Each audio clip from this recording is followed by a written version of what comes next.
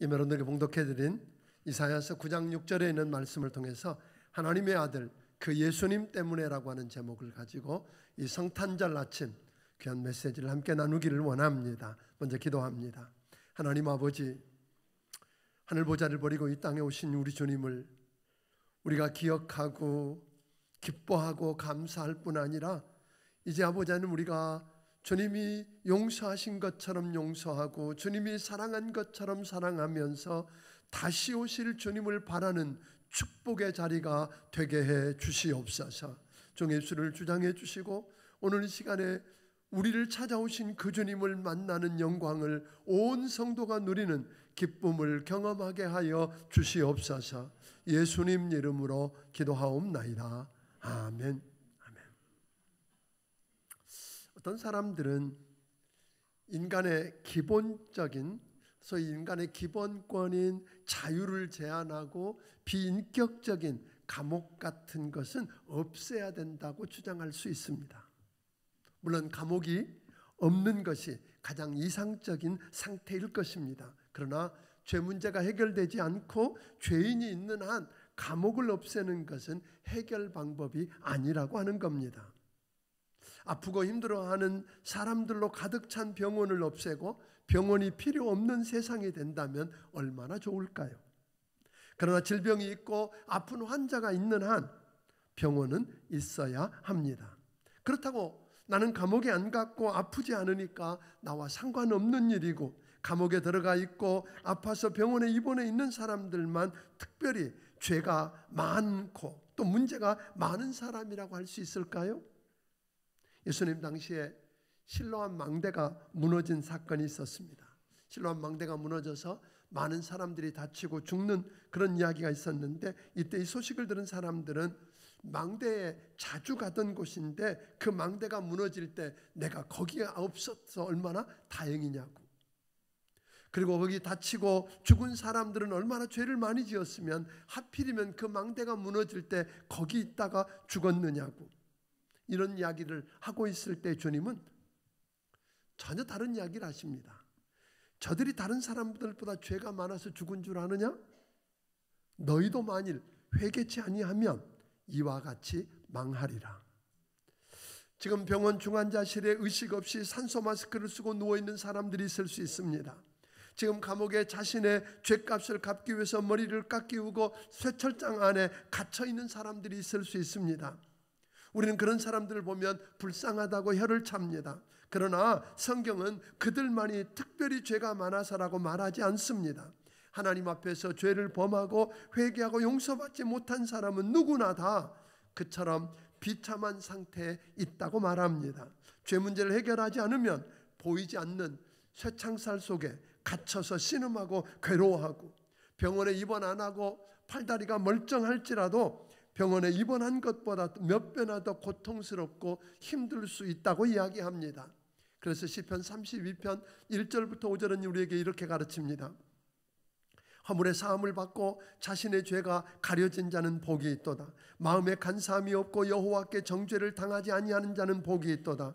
내가 입을 열지 아니할 때, 즉 회개하지 아니할 때 종일 신음함으로 내 뼈가 쇠하였나이다. 주의 손이 주야로 나를 누르오니 내 진액이 빠져서 여름 가물에 마름같이 되었나이다.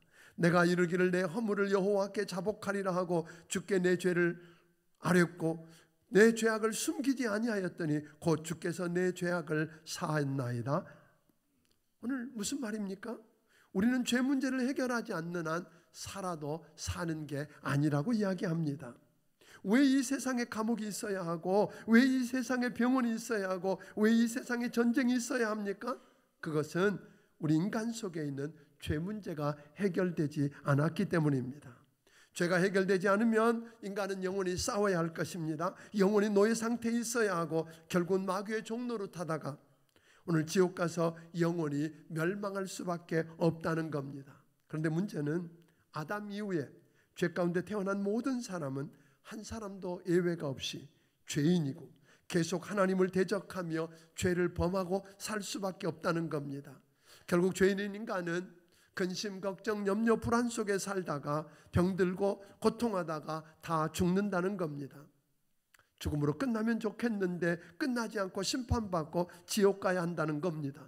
그래서 우리에게는 희망이 없는 겁니다.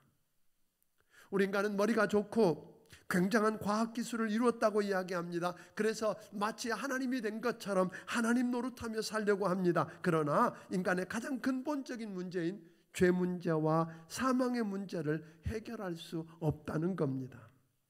그렇지만 우리 인간을 그의 형상대로 만드신 하나님께서 여러분과 나를 사랑하셔서 해결책을 내시고 우리를 찾아오셨습니다.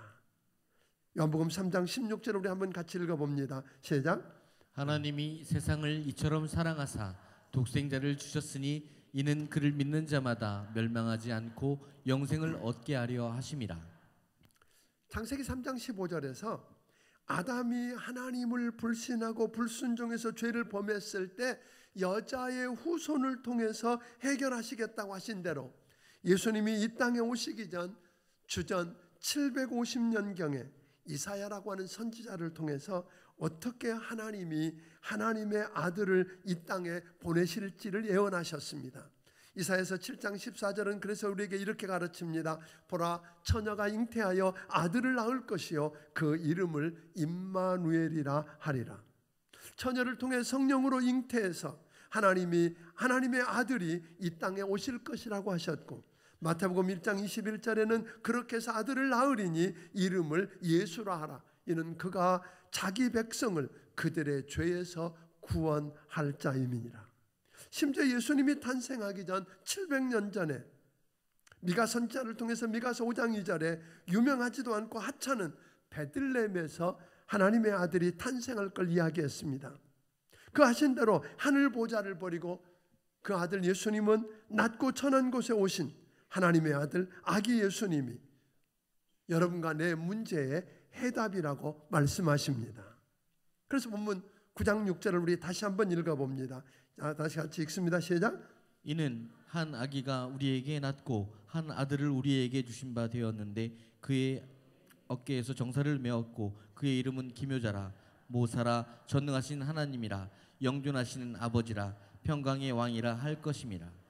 네, 우리 인간의 근본 문제인 죄와 죽음의 문제, 이 또한 모든 문제를 해결하기 위해서는 한 아기, 하나님이시면서 하나님과 동등됨으로 취할 걸 여기지 아니하시고 하늘 보좌를 버리고 이 땅에 오신 하나님의 아들이 오셔야 한다고 하는 것입니다.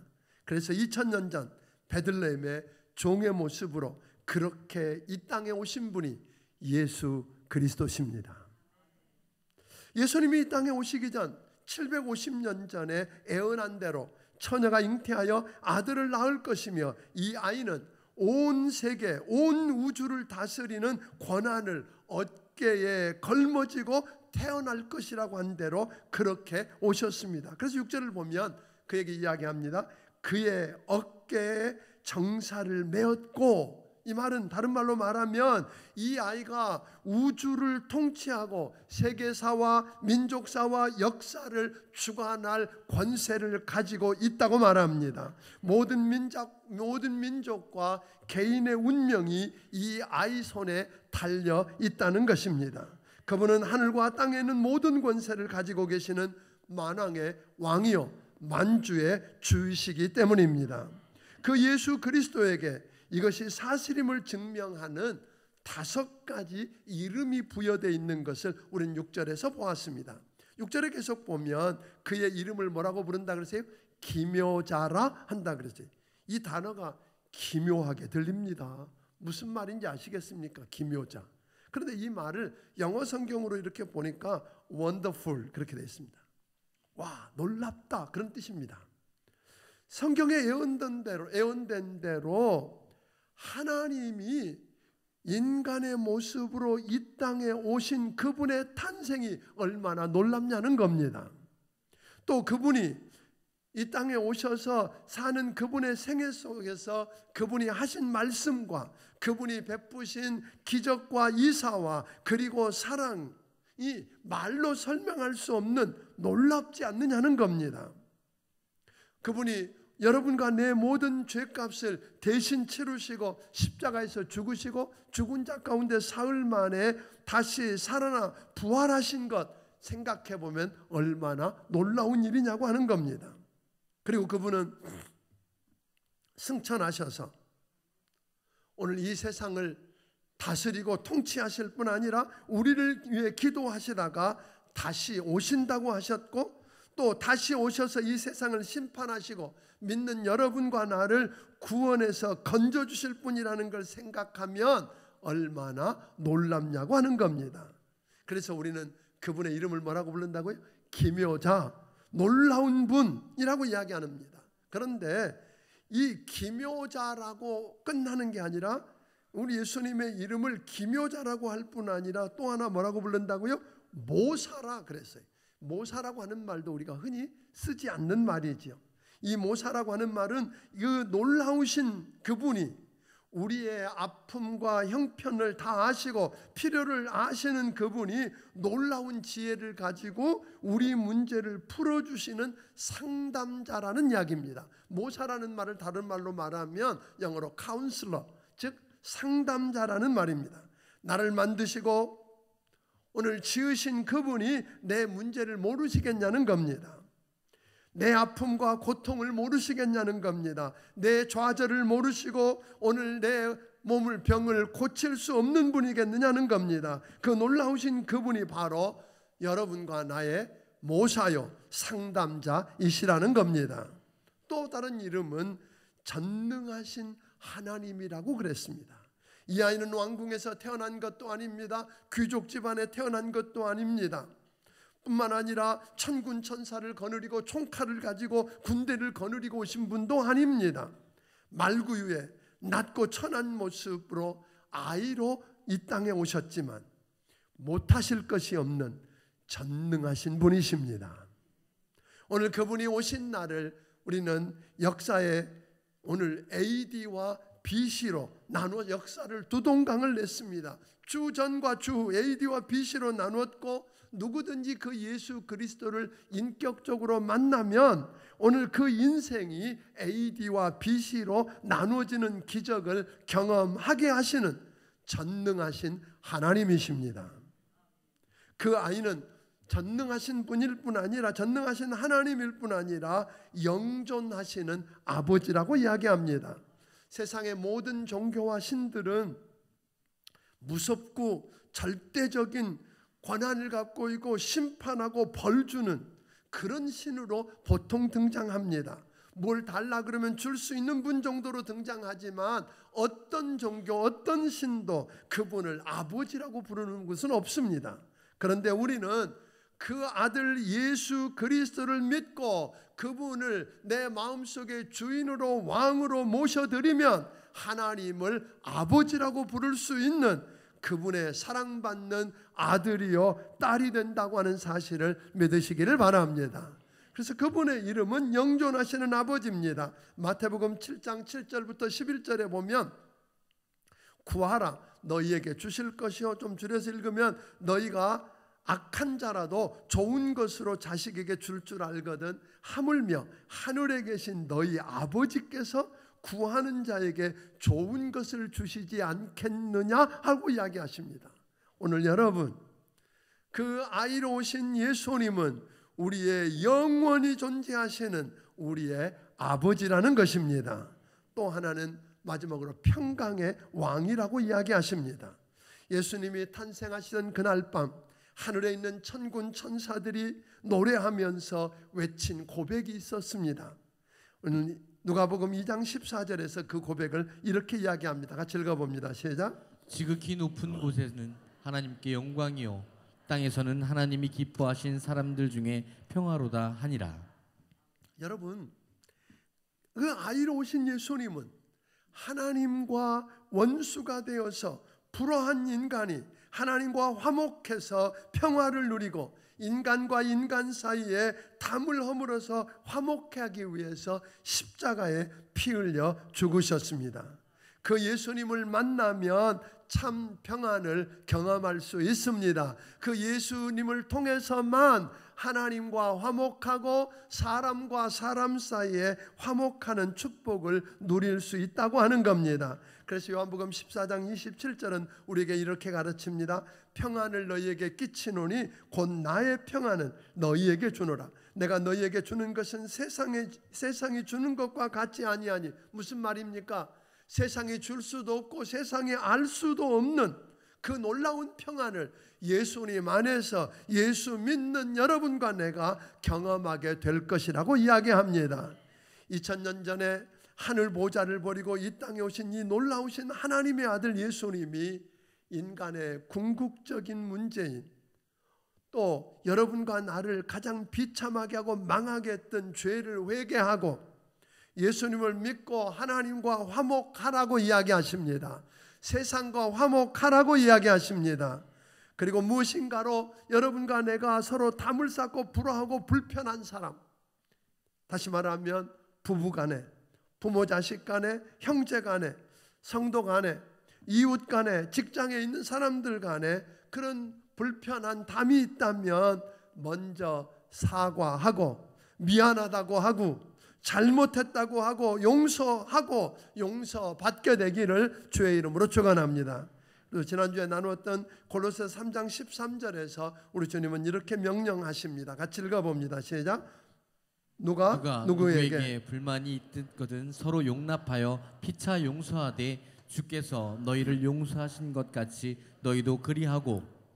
여러분, 사람과 사람 사이가 무언가 상처를 주고 상처를 받아서 불편하고 불만이 있거든 서로 용납하고 피차 용서하되 주께서 여러분과 나를 용서하신 것 같이 하랍니다. 14절은 계속 말하기를 거기에 사랑을 더해서 주님이 나를 사랑하신 것 같이 사랑하랍니다.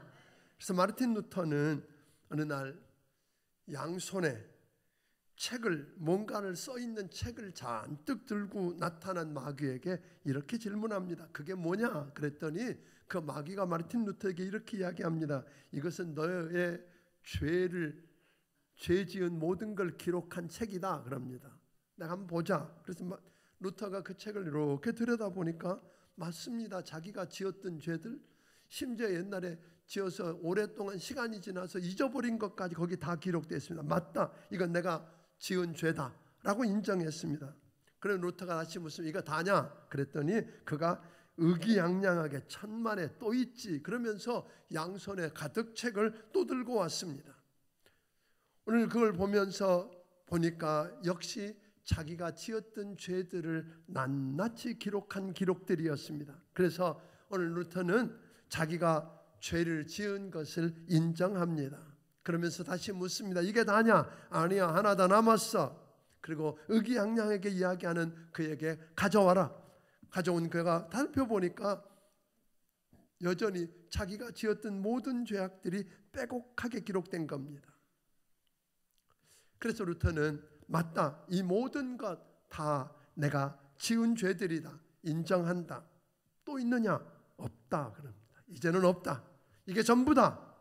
그러자 의기양양해하는 마귀가 보는 앞에서 마르틴 루터는 빨간 잉크, 펜에다가 빨간 잉크를 찍어서 매 페이지마다 이렇게 씁니다. 그 아들 예수의 피가 우리를 모든 죄에서 깨끗하게 했느니라. 요한일서 1장 7절에 있는 말씀을 이야기합니다. 여러분, 예수 그리스도께서 십자가에서 여러분과 내 죄를 깨끗하게 하시기 위해서 죄값을 치르고 피 흘려 죽으셨습니다. 무슨 죄를 지었든지 그분 앞에 고백하고 회개하면 우리는 용서를 받습니다. 마귀는 얼굴에 실망과 분노의 빛을 띠고 아무 말도 못하고 떠났다고 이야기합니다. 사랑하는 여러분, 우리가 우리의 모든 어떤 죄를 지었든지 간에 그 죄를 고백하고 오늘 주님 앞에 나오면 주님은 약속하셨습니다. 우리가 우리 죄를 자복하면 저는 미쁘시고 의로우사 우리 죄를 사하시며 모든 불의에서 깨끗게 하시느니라. 우리 주님은 우리 죄를 용서하실 뿐 아니라 하나님과 화목하는 길을 열어주십니다. 미국의 아브라함 링컨이 이런 예화를 들었으며 이런 에피소드가 있다 그럽니다. 대통령을 하는데 여전히 자기 정적들이 자기를 향해서 막말을 해대고 힘들게 하고 고통을 주고 잘못할 때는 오늘 그 링컨 대통령은 편지를 썼답니다.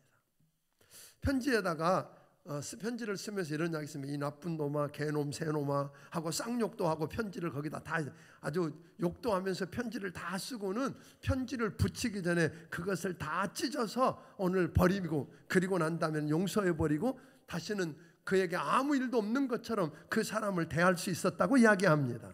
사랑하는 여러분, 저는 오늘 여러분들에게 사과는 과거를 풀고 용서는 미래를 연다. Apologize, release the past. Forgiveness, open the future. 이런 이야기거든요. 영어가 힘드네요. 하여튼 그래서 그런 말이 써있는 사과는 과거를 풀고 용서는 미래를 연다고 하는 스티커가 붙어있는 사과, 깨끗이 씻어놓은 사과입니다. 사과를 여러분에게 하나씩 드릴 겁니다. 그리고 여러분 안에 이런 조그만 카드가 하나 들어있습니다. 이건 뭐냐면 이걸 가지고 먼저 멀리 여러분과 내게 아픔을 주고 상처를 주고 힘들게 한 사람은 대체적으로 멀리 있지 않습니다. 가까이 있습니다. 그런데 너무 멀리 찾지 말고 부부 간에, 부모 자식 간에, 형제 간에, 교회 안에서, 목장 안에서, 교회 안에서 이런 모습으로 여러분들이 찾아보고 그들을 찾아가서 사과드립니다. 사과합니다. 미안합니다. 죄송합니다. 잘못했습니다. 라고 이야기해서 한번 먼저 해보자는 거예요. 그게 직장 동료일 수도 있고 이웃일 수도 있고 누구일 수도 있습니다. 그러나 어쨌든 나 때문에 힘들어하고 방황하는 사람이 없는지를 좀 들여다보고 먼저 사과함으로 과거에 얽혀있는 실타래를 풀 수 있는 여러분이 되기를 주의 이름으로 축원합니다. 그래서 찾아갈 때 여러분들에게 이거 한 장만 넣어드렸어요. 그러니까 한번 그분에게 많이 쓸 거 없어요. 그래서 일부러 적게 만든 거예요. 간단하게 소설 쓰듯 옛날에 있었던 일을 다 쓰는 게 아니라 오늘 잘못한 것을 기록해서 사과한다고, 미안하다고 이런 이야기들을 해보라는 겁니다. 그 유대인들의 한 해의 시작은 보통 우리 달력으로 하면 7월 달부터 7월 1일부터가 새해입니다. 그런데 그들은 7월 1일부터 9일까지를 샤나토바라 그래가지고 7월 10일 날 대속죄일 있기 전에 1일부터 9일까지를 가지고 사람과 사람 사이에 불편했던 것들을 놓고 사과하고 용서하고 그래서 과거를 풀고 그리고 10일 날 대속죄일에 하나님 앞에 나와서 그 죄 문제를 해결하고 그래서 대제사장이 민족의 죄 모든 문제를 가지고 나와서 하나님 앞에 제사를 드리고 피를 뿌려서 예배를 드리고 용서를 경험하는 것으로 끝나는 게 아니라 또 한 마리 염소, 소위 아사셀 염소라고 하는 그것에 안수하고 광야로 내보냅니다. 다시는 그걸 기억하지 않는다는 의미로 그렇게 한 다음에 대속죄일을 마치면 새해를 새로운 마음으로 새롭게 시작한다는 겁니다.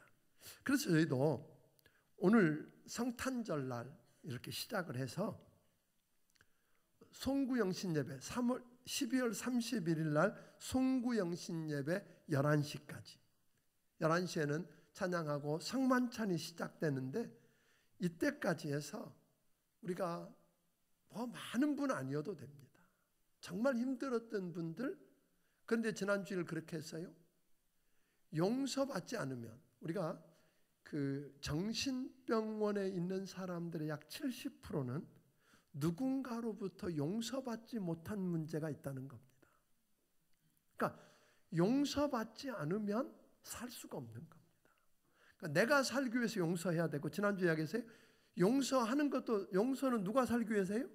다른 사람에게 시혜를 베푸는 게 아니라 내가 살기 위해서 용서하는 거라 그랬어요. 내가 살기 위해서 용서하고, 내가 살기 위해서 사과하고 용서받고, 이런 일들을 통해서 한 해를 마무리하고 오늘 새해를 멋지게 시작할 수 있는 우리 성도 여러분들이 되기를 주의 이름으로 축원합니다. 우리 영상을 한번 보고 시작하겠습니다.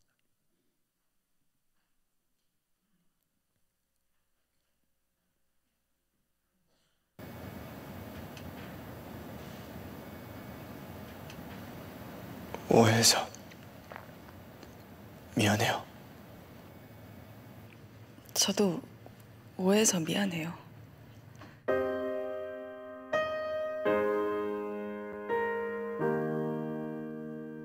그동안 오해해서 미안했습니다.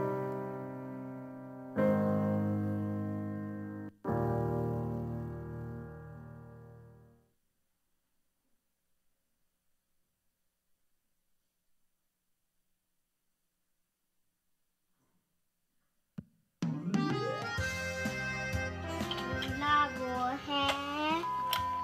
태환아. 네. 한 발 두 발 다가 다시 하면 되잖아. 태환아, 누나 마음 생각하면서 진심으로 사과해야지. 누나, 나 때문에 속상하지.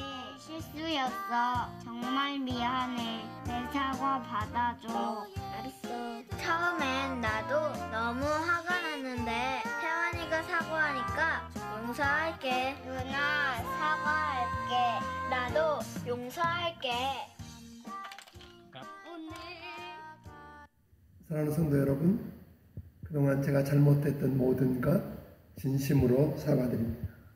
사과드립니다. 용서를 구합니다. 용서를 구합니다. 저의 사과를 받아주세요. 용서를 구합니다. 저의 사과를 받아주세요. 용서를 구합니다. 제가 잘못했던 모든 것 진심으로 사과드립니다.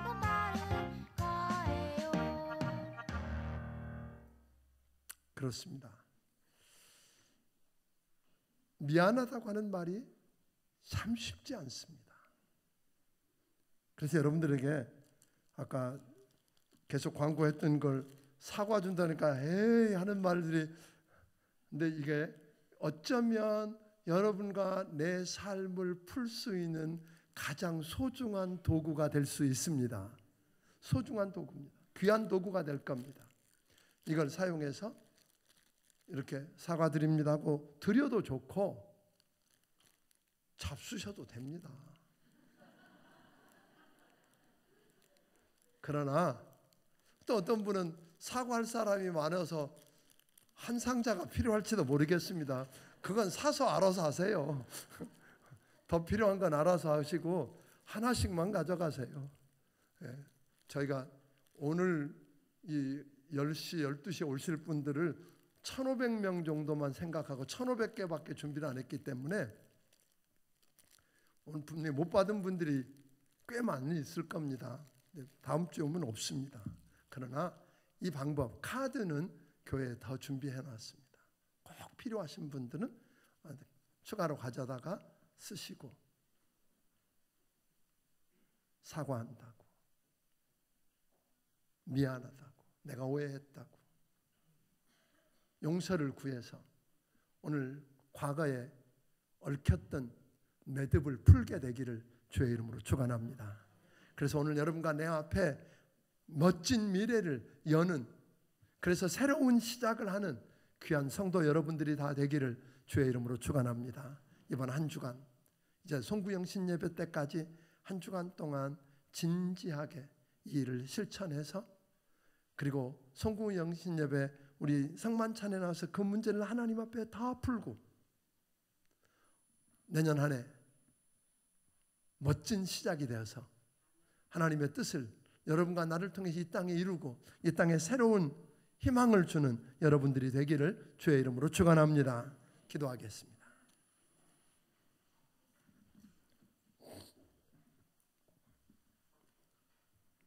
하나님 아버지, 우리 주님은 2000년 전에 우리를 죄에서 구원하고 사망에서 건져내서 오늘 영원히 사는 이 축복을 주시기 위해서 오신 그것을 우리가 기억하고 기념하고 감사하고 축하하는 귀한 성탄절을 맞게 된 것 감사합니다.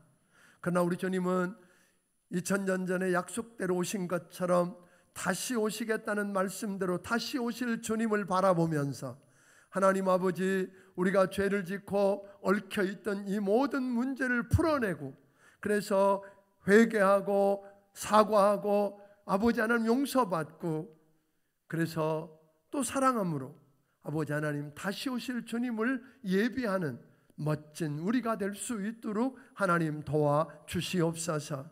주신 은혜가 너무 크고 감사해서 우리 하나님께서 주신 것 중에 귀한 예물들, 특별히 아버지 하나님 동방 박사들이 주님 오신다는 이야기를 듣고 그 주님을 맞기 위해서 강을 건너고 산을 넘고 사막을 건너서 준비했던 소중한 황금과 유향과 모략을 들어서 드려서 그분을 경배하고 예배했던 것처럼 그 주님께 감사해서 오늘 귀한 예물들을 드립니다. 받아주시고 하나님 영광을 받으시옵소서. 저들을 축복해 주시되 아버지 하나님 과거를 풀고 미래를 열어가는 축복들을 경험하게 하여 주시옵소서. 예수님 이름으로 기도하옵나이다. 아멘. 우리 함께 기쁜 마음으로 찬송 부르면서 준비하신 예물을 하나님께 드리도록 하겠습니다.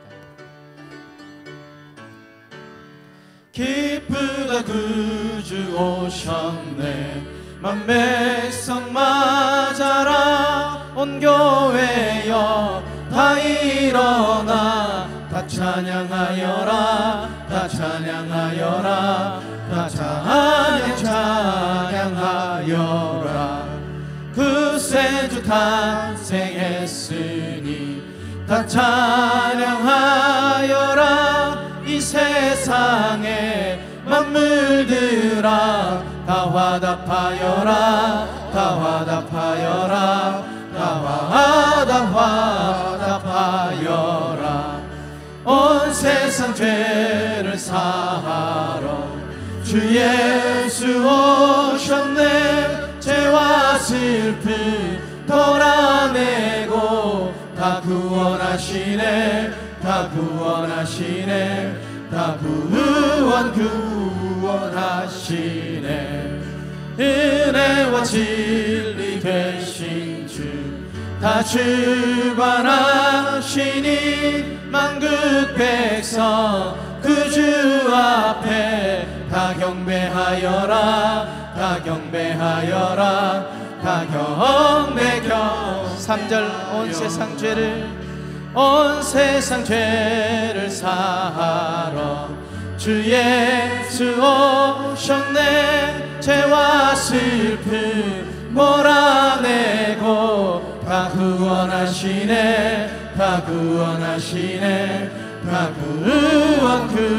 구원하시네 은혜와 진리 되신 주 다 주관하시니 만국 백성 그 주 앞에 다 경배하여라 다 경배하여라 다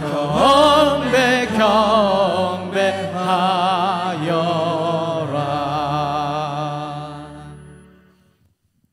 이제는 우리 주 예수 그리스도의 크신 은혜와 하나님 아버지의 무한하신 사랑과 성령님의 감화 감동하시고 역사하시며 교통하심이 2000년 전에 우리 죄와 사망의 문제를 해결하고 내 모든 문제를 해결하고 구원에 살려주시려고 하늘보좌를 버리고 이 땅에 오셨고 오늘 그 오신 주님을 경배하고 예배할 뿐 아니라 다시 오실 주님을 바라보며 용서하고 용서받고 힘있게 살기 원하는 심령들 머리머리 위에 지금부터 영원까지 함께 해주시기를 예수님 이름으로 축원하옵나이다.